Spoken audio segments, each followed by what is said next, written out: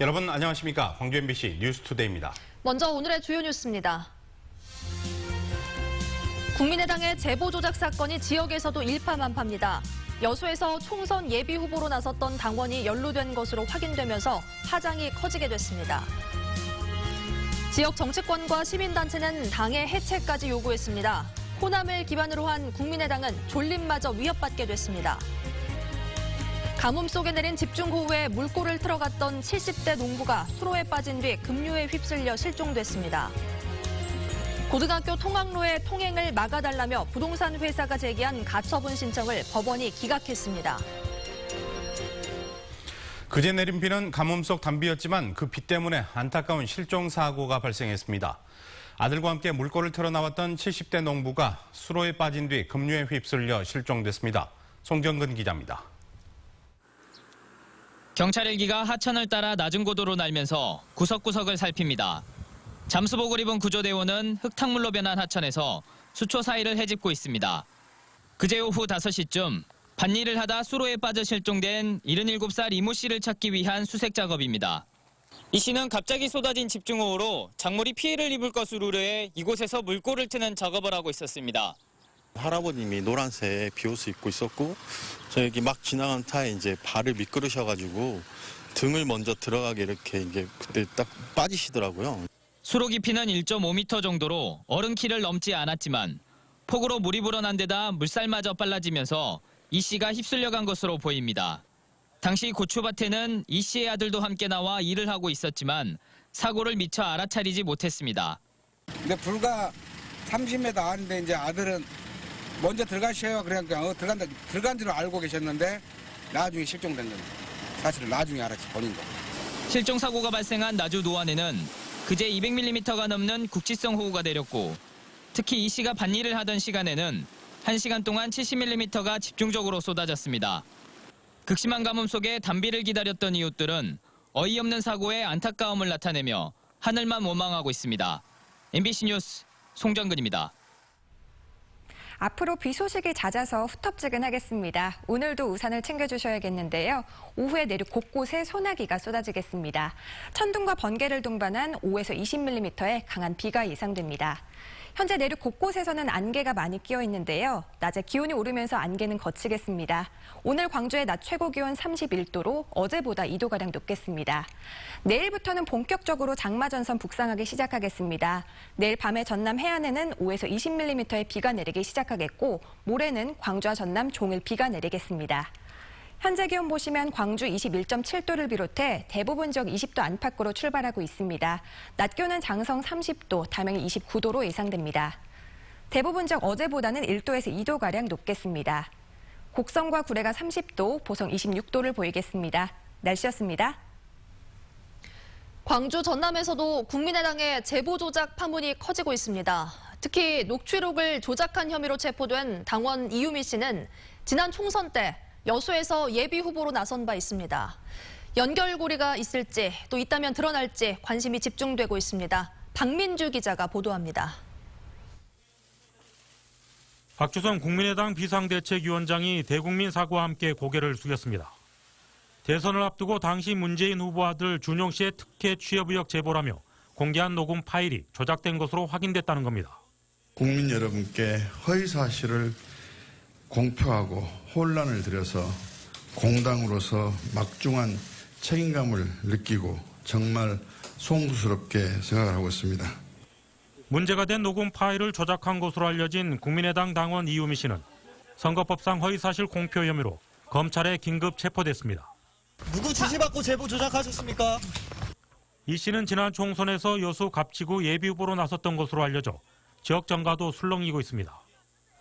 국민의당 지도부가 과연 어디까지 알고 있었는지 검찰의 수사 결과에 따라 충격파는 더욱 클 것이라는 예측도 나오고 있습니다. 앞서 더불어민주당은 검찰 수사를 앞두고 꼬리 자르기식 사과라며 철저한 배후 수사를 촉구했습니다. 지난 대선에서 가장 뜨거운 쟁점의 하나였던 문준용 씨의 공공기업 특혜 취업 의혹.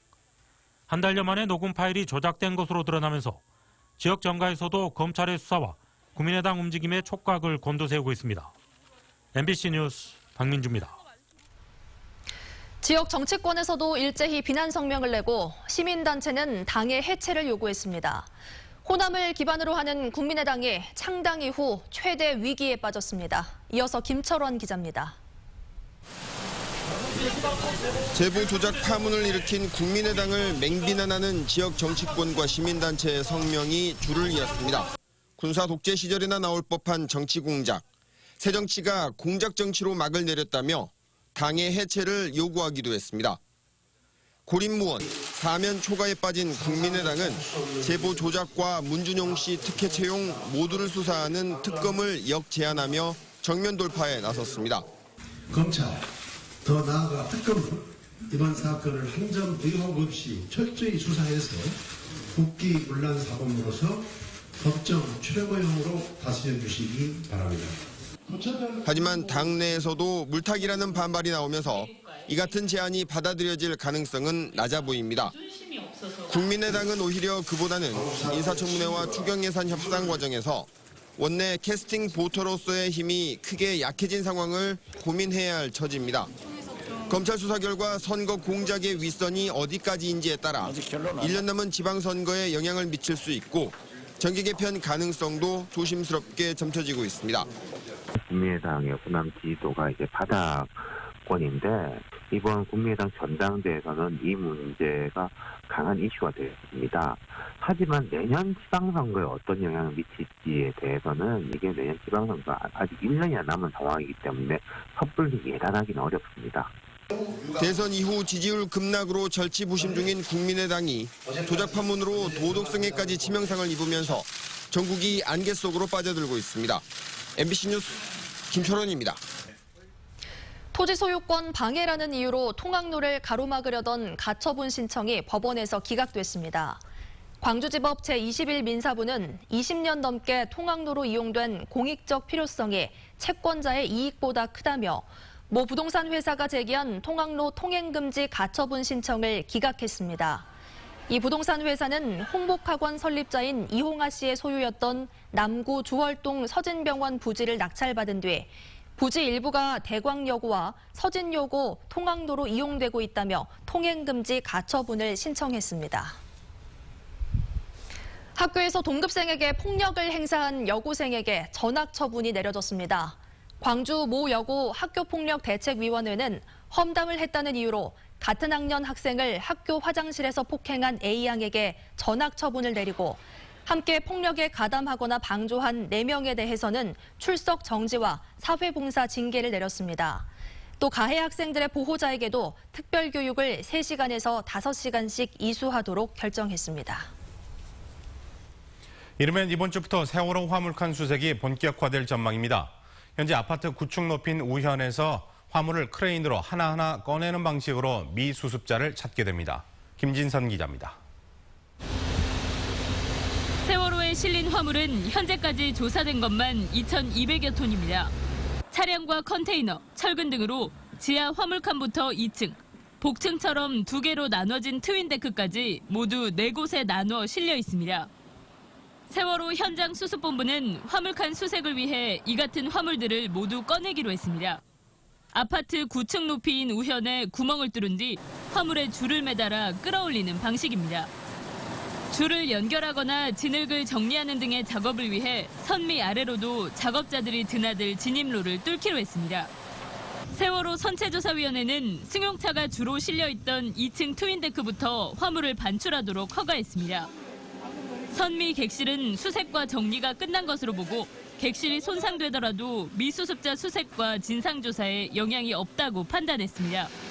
이미 철거됐기 때문에 객실을 살린다는 의미가 없잖아요. 아직 객실이 이제 온전하게 남아있는 부분이 중간에 있잖아요. 그 부분은 객실을 살려달라고. 앞서 선내에서 화재가 발생하면서 소방시설을 설치하고 있는 현장 수습본부는 조치를 마치는 대로 이르면 이번 주부터 화물칸 수색에 들어갈 방침입니다. MBC 뉴스 김진선입니다. 세월호 잊지 않기 목포 지역 공동실천회의는 최근 세월호에서 화재가 발생한 것과 관련해 선내 수색의 안전대책을 수립하고 노동자들의 안전권을 보장할 것을 해양수산부에 촉구했습니다. 이들은 생명보다 작업 속도가 우선시돼 안전조치가 제대로 이루어지지 않고 있다며 노동자의 안전이 최우선이라고 강조했습니다. 또 산업재해와 도급계약으로 인한 수수료 착취 등 열악한 처우에 대해 노동부가 특별 근로감독을 실시할 것을 요구했습니다.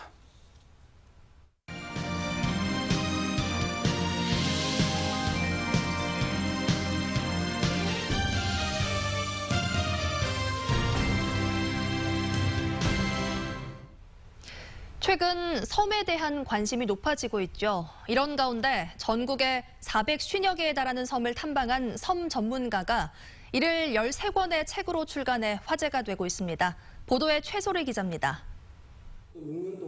전남 완도군 노화도가 고향인 이재현 연구원.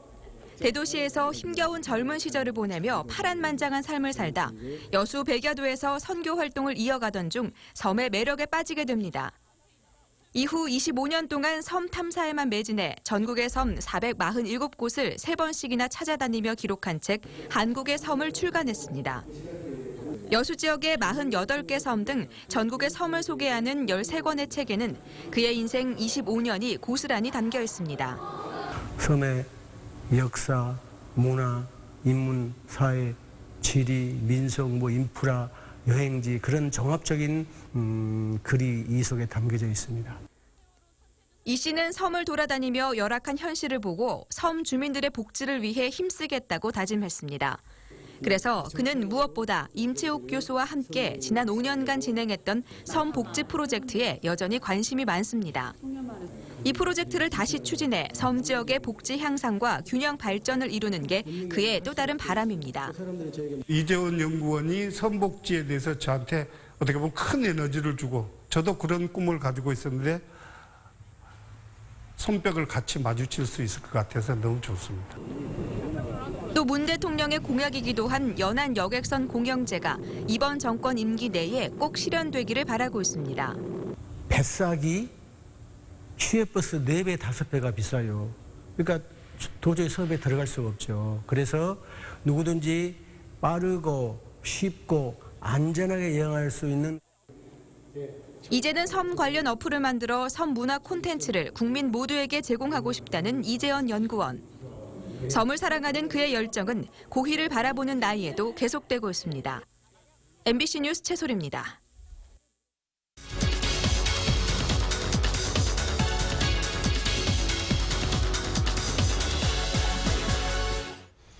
육, 70년대 지역 문단을 이끌었던 전국 최장수 문학동인 원탁시회가 결성 50주년을 맞이했습니다.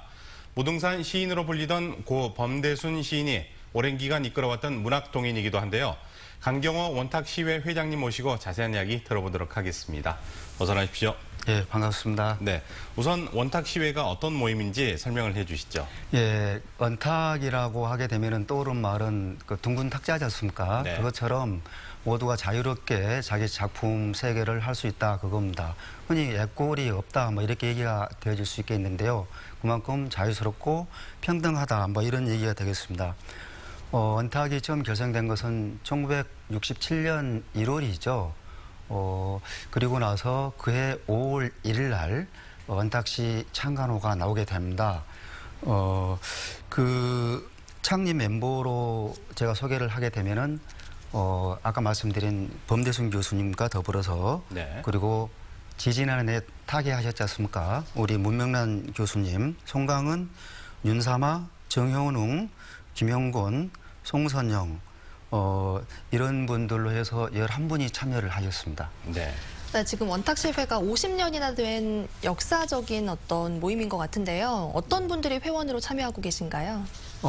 지금까지 원탁을 다녀간 분들의 면모를 제가 잠깐 말씀드리게 되면은요.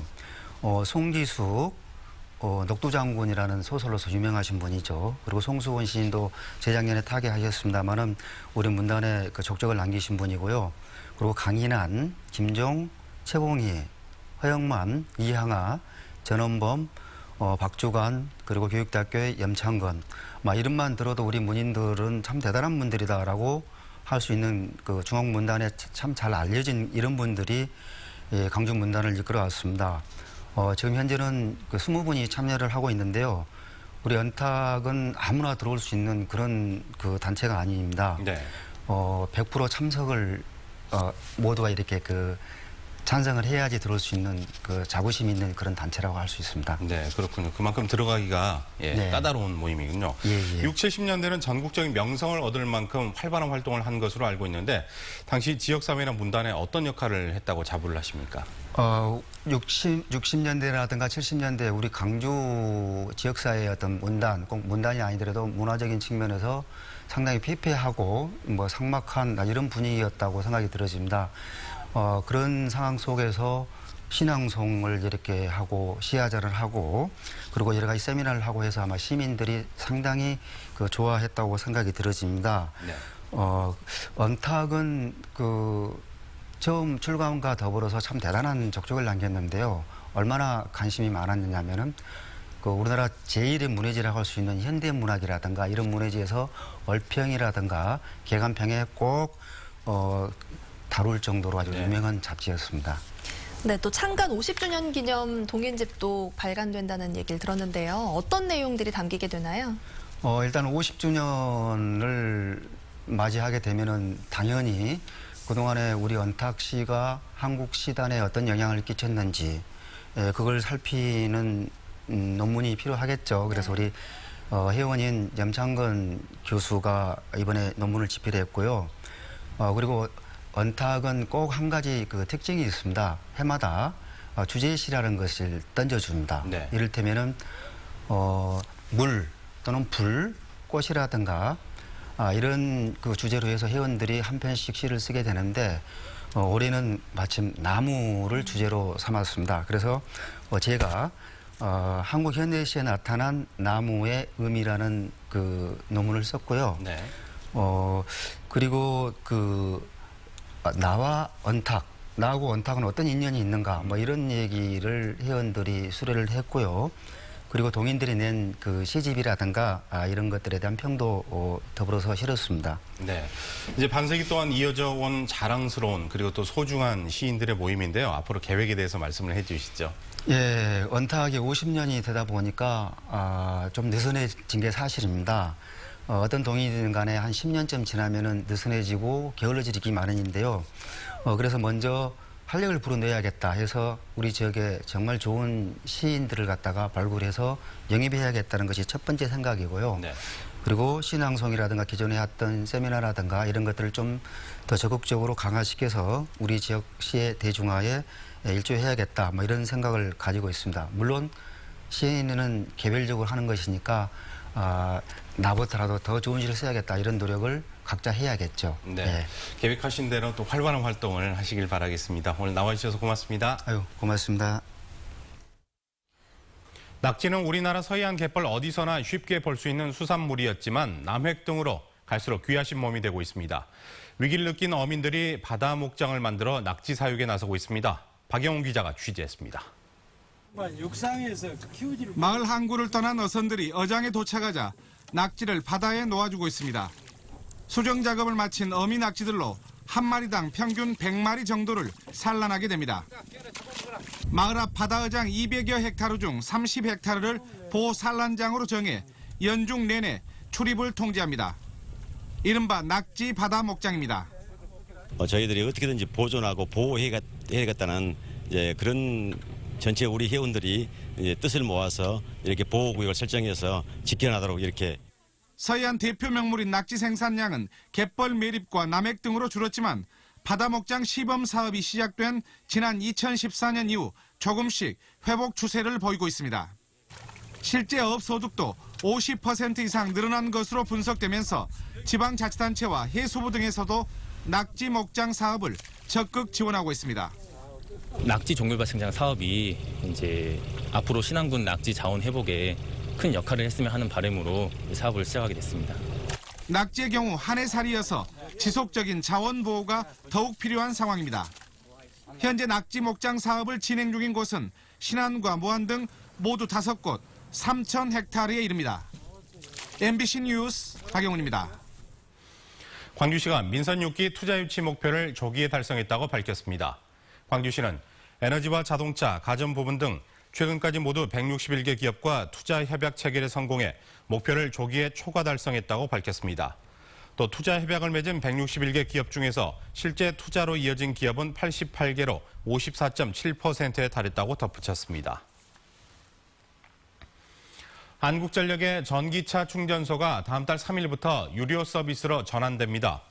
한전은 올해 1월부터 시행한 전기차 충전소의 무료 시범 운영을 끝내고 다음 달 3일부터 전국 한전사업소와 공공주차장, 대형마트 등에 설치된 전기차 충전소 1,560기를 유료로 운영한다고 밝혔습니다. 이용요금은 공동주택 충전소의 경우 충전 시간대에 따라 킬로와트당 최소 83.6원에서 최대 174.3원이 부과됩니다.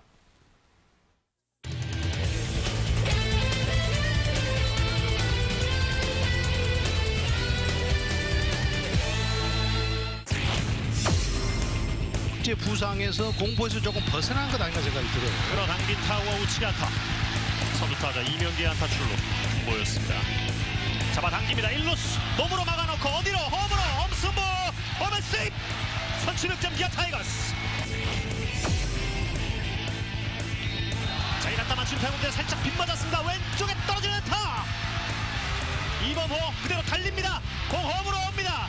공이 뒤로 흘립니다. 김찬 선수는 컨택션이 넓기 때문에 이 타구 좌중간 떨어집니다. 원바운드로 펜스를 때렸고 주자 모두 홈으로 불러드립니다.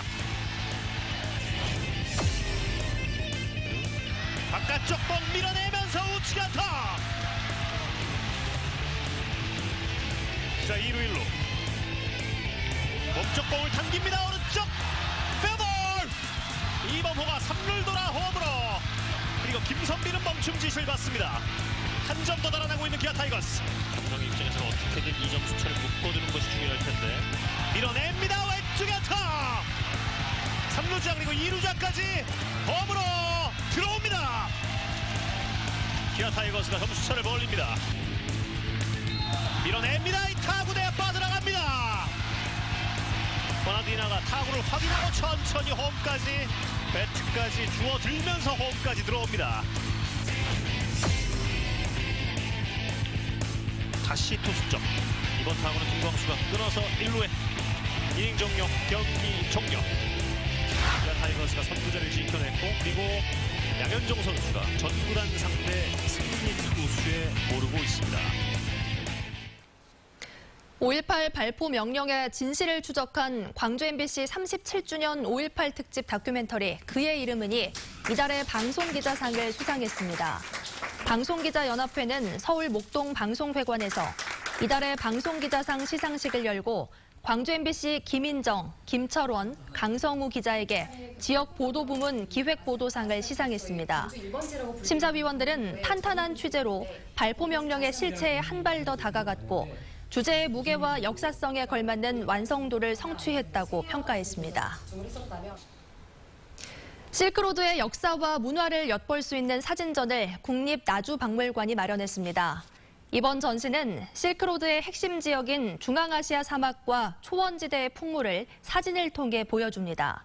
또 동서교역의 주요 물품이었던 비단과 직물 등 실크로드의 예술을 선보이고 중앙아시아에 살고 있는 다양한 민족들의 삶을 소개하고 있습니다. 원로 조각가 정윤태 조선대 명예교수의 개인전이 광주 진안미술관에서 열리고 있습니다. 쉬지 않는 손, 머물지 않는 정신을 주제로 열린 이번 조각전은 평화와 사랑, 풍요를 염원하는 정윤태 작가의 새로운 작품 55점을 선보이고 있습니다. 정윤태 작가는 교수 퇴직 후에도 꾸준한 작품 활동을 해왔고 지난해에는 남부대 캠퍼스에 조각공원을 조성해 시민들과 작품을 공유하고 있습니다. 차세대 광융합 기술의 최신 동향을 살펴볼 수 있는 국제 광융합 엑스포가 사흘간의 일정으로 일산 킨텍스에서 개막했습니다. 이번 전시회에는 한국과 중국, 일본과 독일 등 14개 나라에서 270여 개 업체가 참가해 LED와 광통신, 레이저와 광학 등의 관련 제품들이 선보이고 있는데 특히 사물인터넷과 IT 기술을 접목한 융합 제품들이 많이 출품됐습니다.